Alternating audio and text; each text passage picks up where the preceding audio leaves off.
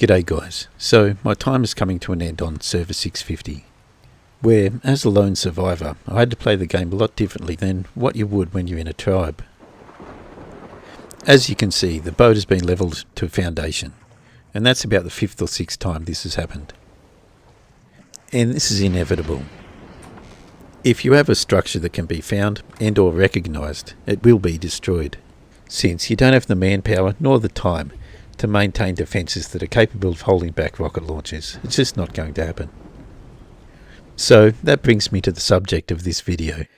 How do you maintain enough resources to quickly get yourself back on your feet after the inevitable wipe? Anyway, first up is underwater caches. I've never actually had an underwater cache looted, but in this video I'm going to give away the coordinates, so those people left on server 650 can go on a little treasure hunt.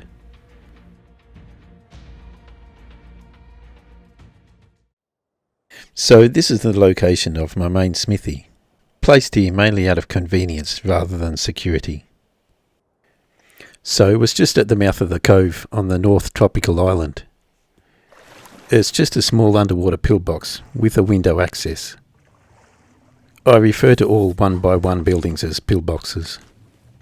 So I don't keep anything of value on the boat. This is my main point where I pick up and drop off all my stuff. In this case I have built a bit of rubble around it just to make it look like someone just slapped down anything, because in this position it's quite likely to be found. Anyway, I'll open these up for anyone on server 650. We've established that smithies work completely well underwater. You can place them, open them and use them. But what about everything else? Obviously you can't light fires underwater, so fireplaces and cooking pots won't work. Compost bins will work, so you can create your fertiliser underwater. And as will the mortar and pestle.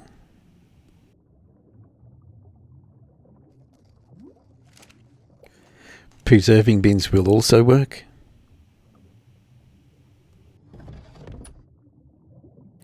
But nothing will work that needs to be turned on using gasoline. Other things won't even place underwater, like beds and crop plots, things like that. But as you can see, you can get away with having a fair bit underwater.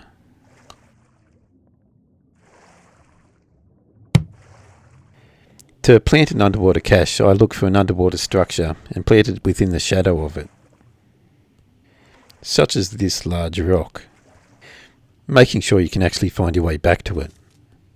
Make it as small as possible. I only ever use a 1x1x1, in which you can fit 2 smithies. Just make sure you place them down before fitting any walls. So then plant your 3 walls and a window frame at the end of the smithies. That way you can access them both without going inside. Using a window frame instead of a door means you won't get stuck inside it. It's just easier to use when you're underwater.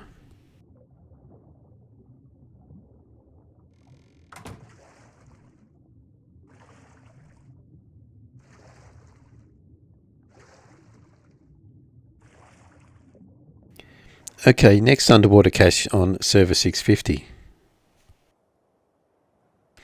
In this case I've used one of the lava flows as a landmark so I can find it again.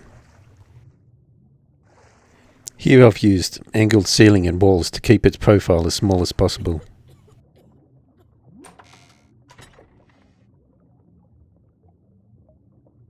People are far more trained to look for squares rather than triangles, so it's more likely to go unnoticed. Anyway, this is my weapons cache. If there's anything that you want server 650, you know where to find it. You can fit 2 storage boxes or a storage box and a mortar and pestle in a cache that size. The next cache is at these coordinates. And this is the first one that was chucked down. I wouldn't do it like this again, which was 2 stories high, with a door frame. to fit a large storage box and a bookcase. Most of the better blueprints are elsewhere, but you can find a Apprentice Rex blueprint, Apprentice Pterodon, if that's of any good to you.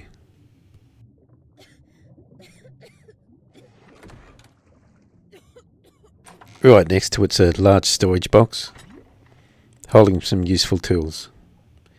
So some apprentice gear, a couple of mastercraft axes, things like that. Okay, that's my final static cache. If you're a large tribe, you can get away with putting a vault underwater as well. But as a single person, that's a large investment. Okay, my final cache on server 650 and the next topic of the hidden raft smithy. This takes advantage of all the abandoned rafts you see parked along the beaches. And one of them is mine.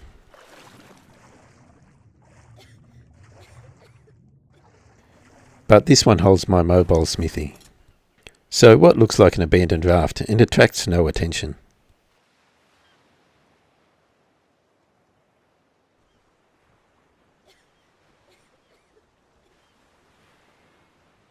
Is used to push our smithy out underneath the map.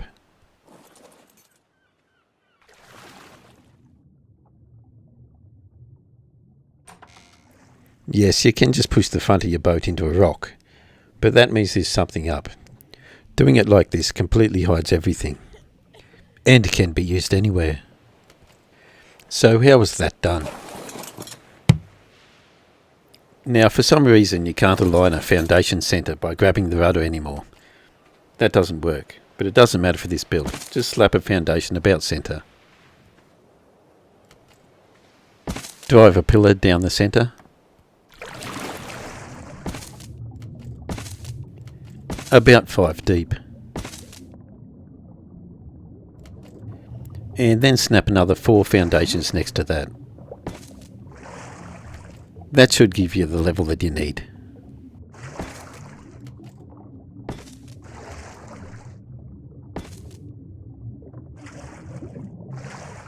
And now you can delete everything except that last foundation.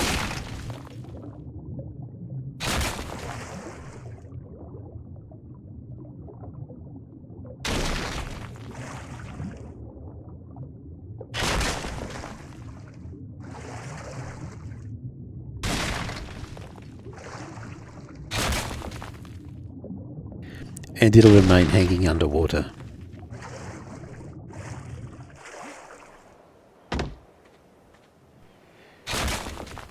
So now you can build forward by building thatch ceilings forward, snapping foundations underneath those.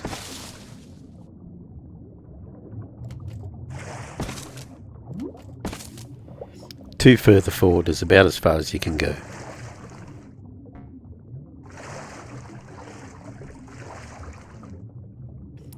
And again, delete all the supporting structure, leaving just the last foundation.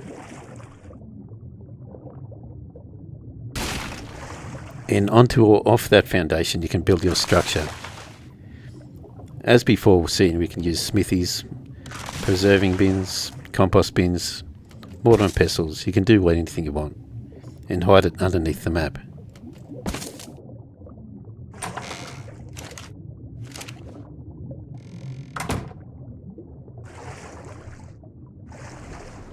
If you remember the expedition boat tutorial that I've done, this is actually that same foundation, and it had an underwater cache as well. When I used to park in the swamp, this is where I used to house everything. All our personal items, so it would stay underground. I held a t-shirt giveaway for this cache. First person to find it gets the t-shirt. So don't worry, Mr. Two Woods for you. Your t-shirt is in the mail and should be there within the week. It's coming from Australia, so I'm not really sure. If anyone wants that pterodon saddle that was in there, the passcode is still 3030. Anyway, the next topic. Secret bed spawns.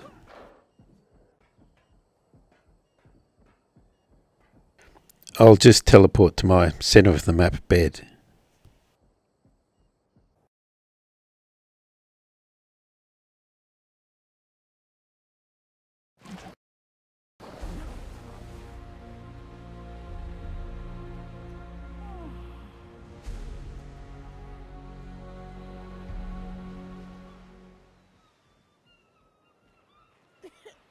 And I just spawned out of a solid foundation. How can this be? It's because there's a bed embedded within the foundation.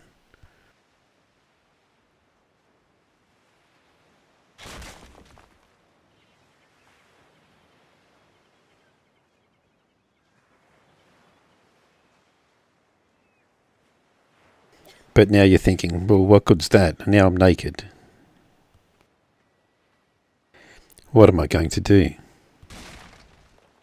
Well, in the other foundation, there's a chest embedded. Is my armour and a shield? That's because just down the river is a large base which I was stealing fertiliser from.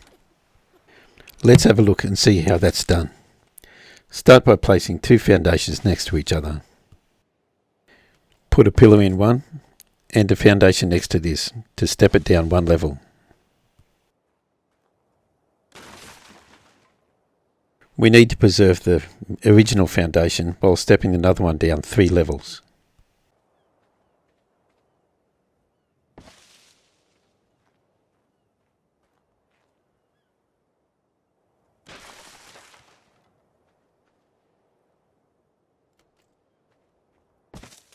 And lower it down once more.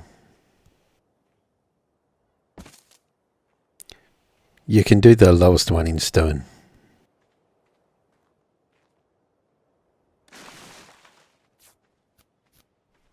Now build the highest one back onto the lowest one. All this to get 2 foundations next to each other, 3 levels apart.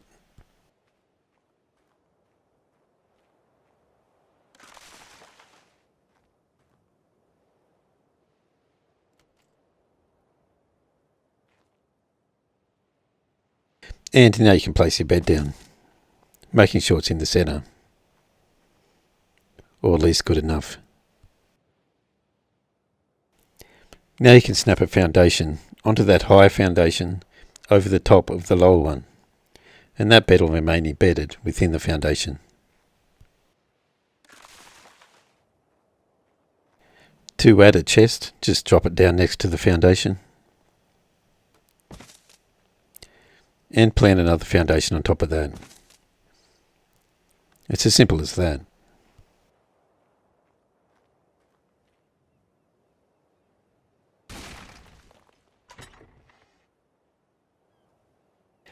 And on to the next topic of disguised pillboxes.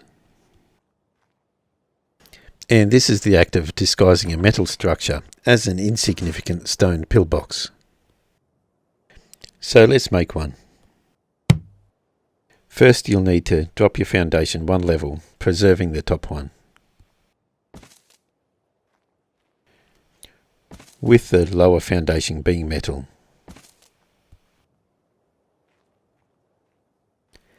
Get rid of the pillar.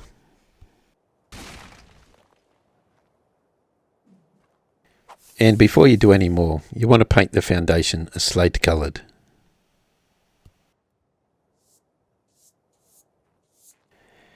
Then lay a stone foundation on top of the metal one, at that higher level. We've coloured it slate, as a little bit will show through. Now there's no need for that first foundation.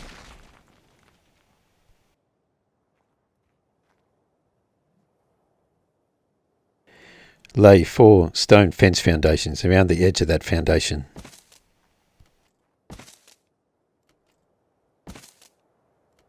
Now for placing the stone walls, you're going to find 2 snap points on each side, an outer one and an inner one. You want to place them on the outer one.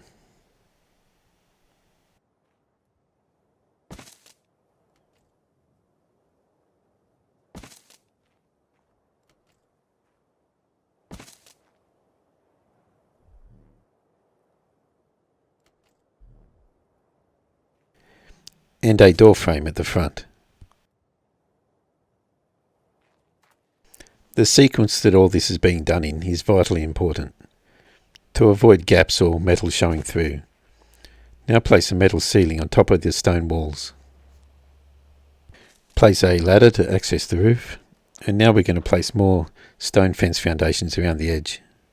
This is purely to mask the metal ceiling. Again, there's 2 snap points and you want to find the inside one. So fence foundations on the 3 sides, not the front.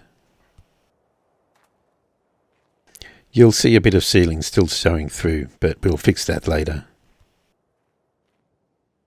Now place the inside metal walls, finding the inside snap point on those stone foundations, the stone fence foundations.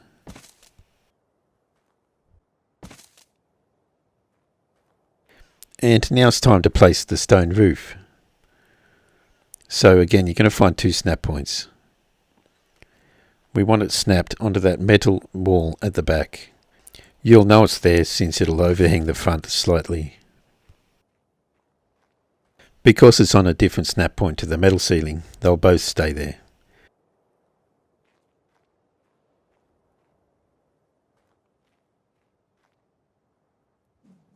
Now give that ceiling a paint job, again in slate.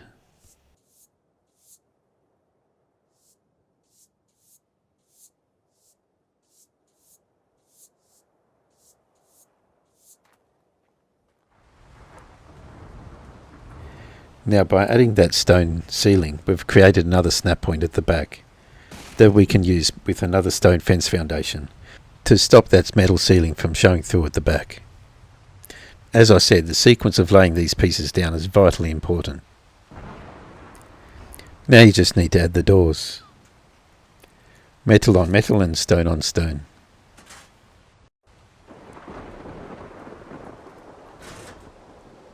You'll need to open the first door so you can place the second. And that's it, you have a fully enclosed metal pillbox within a stone one.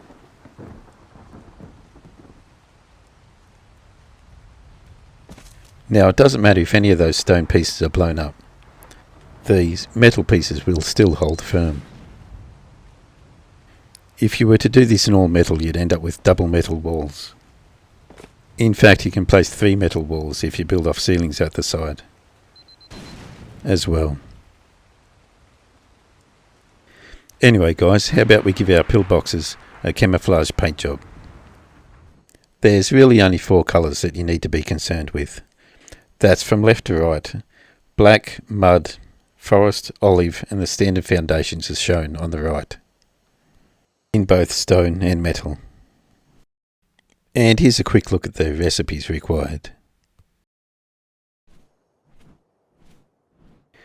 So people have trained themselves to spot white boxes because that's all they ever come across.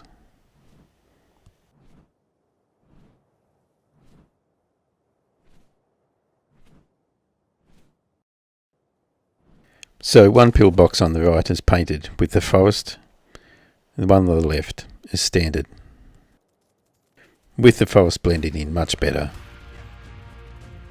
Of course, this will only buy you a small amount of time though, but sometimes that's all you need. Anyway, on to the final topic, which is just going to be a tour of a building that brings a lot of these techniques together.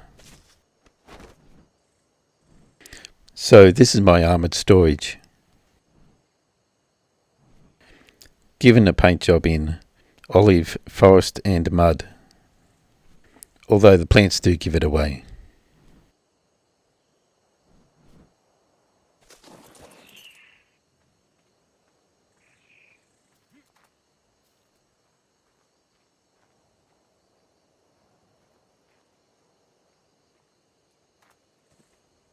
Avoiding any square faces where possible.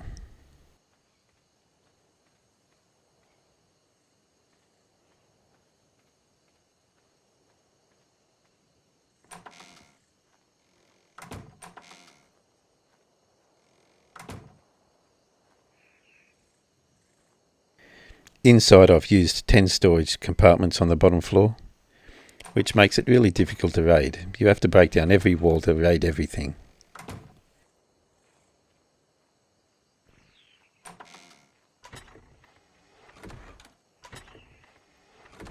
And there's also a double-walled metal vault in the centre, housing my smithy.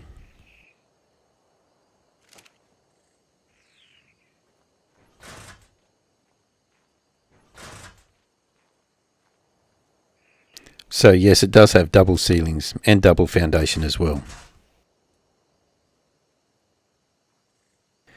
The second floor is much the same, just with 4 different compartments housing storage boxes.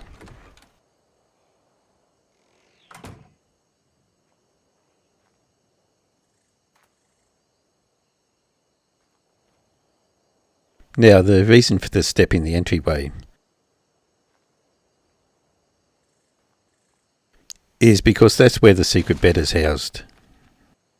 On land, you can utilise 4 different levels of foundation, and this base uses all of them. Using 2 doors and an entryway at the front stops people gaining access by attacking you as you come and go, as you'll always have 1 door closed.